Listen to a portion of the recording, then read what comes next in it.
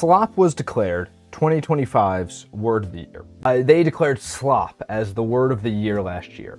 I think it makes sense that this is the Word of the Year. But something interesting happened, which often tends to happen with vocabulary on the internet, that the word slop became slop in a little bit of a way. It almost lost its meaning very quickly. However, if you say that it's, if you want to use slop to denote AI-generated videos, and then start using on real people that just make videos that you happen to not like, or that maybe are bad, who knows, it loses its meaning. It goes from being a term that is useful and perhaps even very necessary to being a term that will not have a meaning very soon. The word mid, right?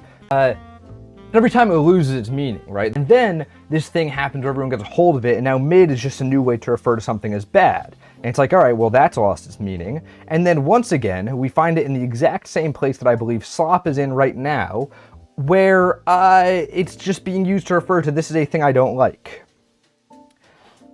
I think that, and maybe this is I'm not going to say I've thought through this take 100% that I'm about to say, but I don't think it's the most inaccurate thing to say, that a lot of what we have as terminology on the internet, take your pick, is to refer to thing I don't like versus thing I do like, right? I think it is especially an impossible place to do discourse or have a conversation about something that is subjective.